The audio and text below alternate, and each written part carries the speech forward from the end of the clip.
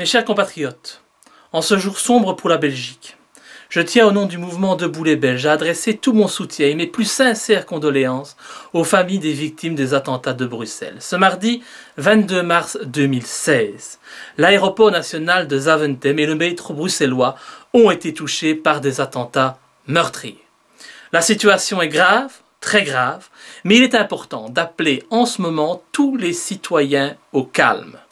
Bien entendu, l'islamisme radical sera une fois de plus rendu responsable de ces attentats présentés par certains comme une vengeance après l'arrestation de Salah Abdeslam à Molenbeek fin de semaine dernière.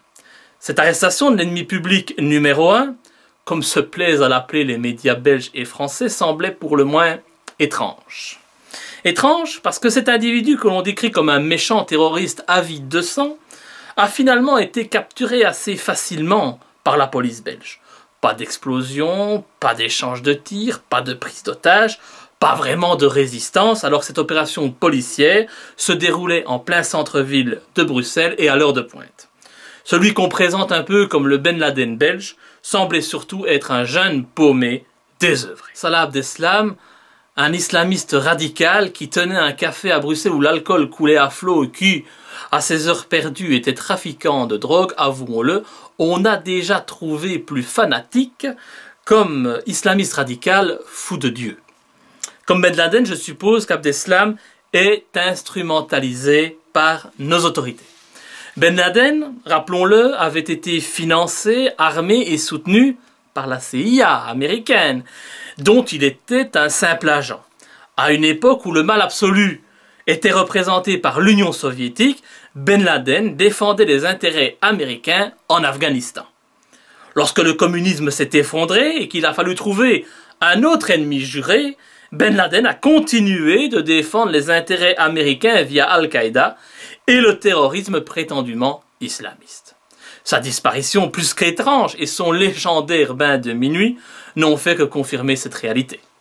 Pour garder le cap, vous devez en effet comprendre que le système a besoin d'avoir un ennemi qui soit clairement identifié. Avant, cet ennemi était soviétique. Aujourd'hui, cet ennemi désigné, c'est le monde musulman, sans doute parce que les musulmans sont les seuls aujourd'hui à encore résister au bannissement de la religion de nos sociétés.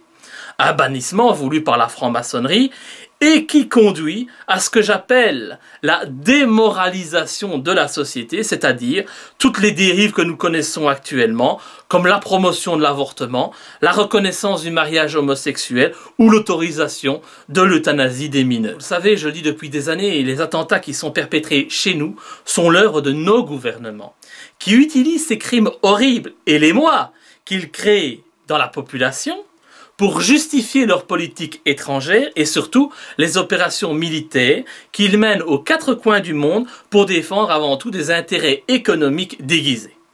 Et durant mon voyage en Syrie, j'ai pu voir des preuves flagrantes qui démontrent qu'il y a dans nos pays, ici en Europe, des agents qui sont présents avec comme mission d'envoyer des jeunes paumés dans ce pays afin d'y mener une guerre qui ne les concerne pas, puisque tel est le cas. Pourquoi de tels agents ne seraient-ils dès lors pas également chargés de trouver des jeunes prêts à servir les intérêts de nos gouvernements et le nouvel ordre mondial en les incitant à commettre des actes terroristes en Europe? Ça semble quand même assez logique. Ces jeunes sont manipulés, et ils sont d'autant plus manipulables qu'ils vivent dans des ghettos depuis leur naissance. Il faut le reconnaître, nos pays n'ont pas su, ou n'ont pas voulu, réussir l'intégration. Même si ces jeunes sont nés en Belgique, et qu'ils ne connaissent rien du pays de leurs ancêtres, ils sont toujours considérés comme des étrangers. Ils sont paumés dans un pays qui ne veut pas d'eux. Et il est donc très facile pour un berger mal intentionné de les guider vers le mal, mais, avouons-le, nos gouvernements successifs depuis l'après-guerre ont tous une responsabilité dans cette situation difficile. L'arrestation en douceur d'Abdeslam pose clairement des questions. Qui croira qu'un homme comme Abdeslam, considéré comme l'un des cerveaux des attentats de Paris, capable de tuer de sang-froid des dizaines d'innocents dans le cadre d'opérations coordonnées et planifiées, soit bête? Bête au point de ne pas avoir prévu sa fuite. Bête au point de ne pas avoir prévu une planque loin de nos pays, bête, au point de se laisser prendre comme un simple voleur d'oranges. C'est assez ridicule. Un gars capable d'organiser de tels actes ne se cache pas comme un ado dans le quartier où il a grandi.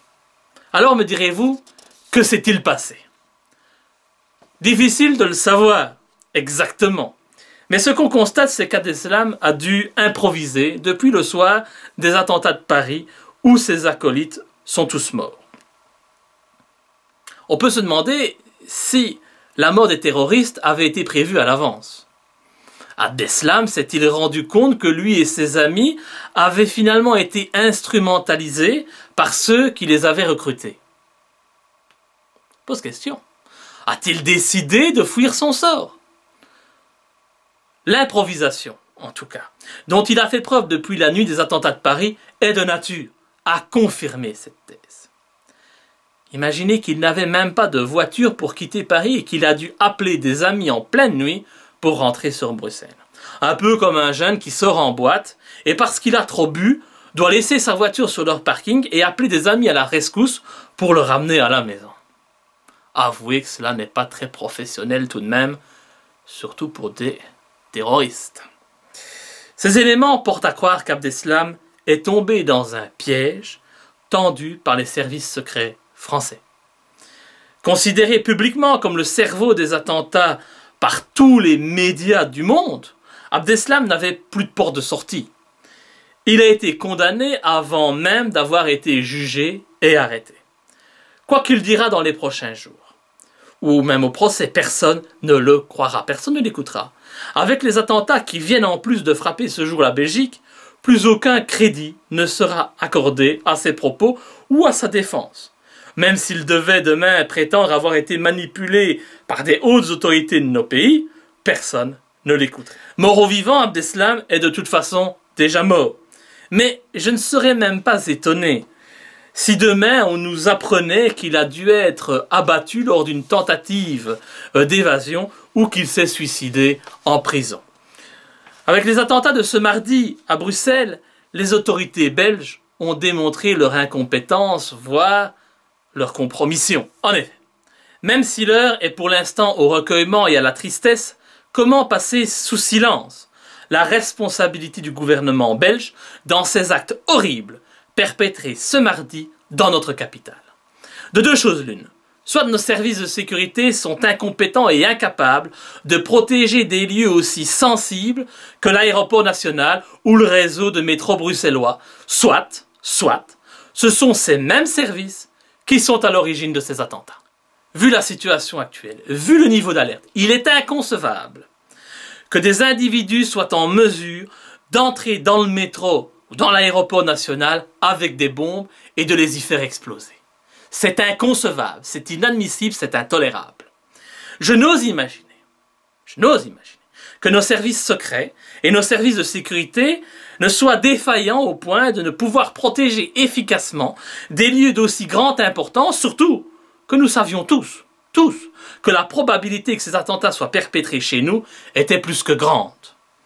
Comme vous le savez, je n'ai jamais caché que je pensais que les attentats qui ont été perpétrés aux États-Unis et en Europe depuis le 11 septembre 2001 étaient des attentats sous faux drapeau, des attentats attribués à des organisations terroristes islamistes, mais en réalité perpétrés par nos propres gouvernements pour servir des intérêts politico-économiques avec en toile de fond la déstabilisation du monde arabe, le développement de l'islamophobie dans le monde, la concrétisation du projet du Grand Israël et, in fine, la mise en place d'un gouvernement mondial imposant un nouvel ordre mondial où nos droits et libertés fondamentales seraient limités afin de lutter contre ce terrorisme créé par ceux qui, dans l'ombre, tirent les ficelles de la politique mondiale. On le voit, face à la menace terroriste, de plus en plus de citoyens sont favorables à la limitation de leur liberté, favorables à des lois liberticides, favorables aux lois martiales. Certains, c'est dramatique, sont même déjà prêts à se faire pucer pour lutter contre Daesh. Quelle tristesse de voir les réactions de ces moutons dopés à BFM TV ou à RTN. Quand on sait les mesures de sécurité qui sont mises actuellement en œuvre dans le pays, quand on voit qu'un attentat s'est produit ce matin dans une station de métro située juste en dessous du siège du CDNV, le parti du ministre de la Justice, quand on voit la surveillance à laquelle tous les citoyens, et avouons-le, surtout les Arabes, sont actuellement soumis, il est quand même difficile de croire que de tels attentats puissent avoir été commis sans l'aide ou la complicité des autorités belges. Suite à ces attentats de Bruxelles, et parce que il est intolérable que de tels actes puissent se produire dans notre pays, à des endroits clés, et à un moment où les niveaux d'alerte terroriste sont les plus élevés que ce que n'a jamais connu notre pays, et parce qu'une réaction politique, même symbolique, s'impose, je réclame, au nom du mouvement Debout les Belges, la démission des ministres compétents, la démission du ministre de l'Intérieur Jan Jambon, la démission du ministre de la Justice Koen Geens, et bien entendu la démission du Premier ministre Charles Michel. Soit ces ministres sont incompétents, soit ils sont complices. Mais ils ont en tout cas démontré, par la réalisation de ces attentats, qu'ils n'avaient pas leur place au gouvernement. C'est une chose certaine. En attendant, malheureusement, les médias utilisent de nouveau ces événements dramatiques pour pointer du doigt l'islam et les musulmans, qui sont accusés de tous les maux, accusés d'être des terroristes en puissance, accusés d'être des protecteurs d'Abdeslam à Molenbeek. On a lu ça également dans la presse. Ces derniers jours, les médias ont clairement accusé la communauté musulmane d'avoir apporté de l'aide à Abdeslam. Ainsi, dans la DH, un éditorialiste osait écrire qu'Abdeslam avait profité de protection, d'aide logistique et de coups de main de sa communauté, d'une moins et d'une frange de celle-ci, l'autre étant silencieuse. Un tel commentaire est bien entendu intolérable, puisqu'il consiste réellement à sous-entendre, encore quand je dis sous-entendre, je suis un gentil, que la communauté musulmane protège le terrorisme, qu'elle favorise le terrorisme. De telles déclarations n'ont pour autre but que de participer à cette montée inquiétante de l'islamophobie en Europe. En écrivant une saloperie pareille, le journaliste de la DH ne fait qu'insinuer dans la tête de ses lecteurs que tous les musulmans sont des crapules dangereuses, des terroristes potentiels. Tout cela participe bien entendu au projet du nouvel ordre mondial qui est de salir l'islam pour créer la guerre civile dans nos pays où la communauté musulmane est quand même suffisamment importante, près de 10% de la population, tout en permettant à nos forces armées ou industrielles, on se rappelle du cas d'Areva au Mali, de mettre la main sur les richesses des pays arabes en permettant bien entendu la réalisation du projet du Grand Israël. Comprenez-moi bien. Je ne souhaite trouver aucune excuse à des individus qui tuent des innocents, où que ce soit dans le monde, à Gaza ou à Bruxelles. Je ne veux trouver aucune excuse à Abdeslam et à ceux qui ont participé à ces attentats de Paris et de Bruxelles. Mais je ne tiens pas non plus à participer à cette folie ambiante actuelle qui entend nous faire avaler des couleuvres. Si ces jeunes ont été conditionnés et poussés à agir de la sorte par nos services secrets, ils doivent être punis, mais ceux qui les ont incités à commettre ces actes, qui les ont armés, qui les ont conseillés, doivent aussi répondre de leurs actes. Mes chers compatriotes, la plus grande menace actuelle pour le monde, pour nos pays, n'est pas le terrorisme islamiste, mais bien cette philosophie politique qu'est le sionisme. Depuis le 11 septembre 2001, aucun attentat attribué aux islamistes radicaux n'a eu d'effet positif pour le monde arabe. Aucun. Par contre, toutes les représailles de l'Occident et les printemps arabes téléguidés ont tous clairement favorisé la position d'Israël et du sionisme dans la région. Débarrassé de Saddam Hussein, de Ben Ali, de Kadhafi, Israël peut désormais se permettre toutes les exactions, tous les crimes. Comme je le disais en commençant cette intervention, la situation est grave, car nos dirigeants n'ont plus aucune estime pour nous. Ils ne nous considèrent plus que comme de la chair à canon. Et les victimes de ces attentats de Paris ou de Bruxelles ne sont en réalité que les dommages collatéraux des idéaux politiques défendus par nos gouvernements. Ceux qui nous dirigent sont en effet les pires criminels, les pires terroristes, mais eux, ils ne risquent rien. Et ça, ce n'est pas acceptable. Oh, j'entends déjà les commentaires suite à cette vidéo. Je sais que certains diront encore de moi que je suis complètement fou ou que je suis un adorateur de la théorie des complots. Pas grave. Les événements ne font pourtant que confirmer ma théorie. Ce n'est pas une théorie du complot. C'est juste une analyse de la situation des faits et des événements qui se produisent depuis le 11 septembre 2001, ici, mais également au Moyen-Orient et dans l'ensemble du monde arabe. Je dois bien avouer que j'ai des citoyens qui me demandent comment on peut se retrouver quand on regarde l'actualité, comment on peut faire notre propre jugement, comment on peut savoir si ce qui est dit finalement est vrai ou n'est qu'une manipulation. Et donc moi, vous savez, j'ai fait des études de droit et aussi un peu de criminologie. Et dans une enquête policière, lorsqu'il y a un crime, on se demande toujours à qui profite le crime. Et donc, pour analyser l'information, il faut mettre en œuvre les mêmes mécanismes d'analyse et d'interprétation d'une situation. Il faut toujours se demander à qui profite le crime, à qui profitent les attentats de Paris, à qui profite le 11 septembre, à qui profitent aujourd'hui les attentats de Bruxelles. C'est la base de toute réflexion.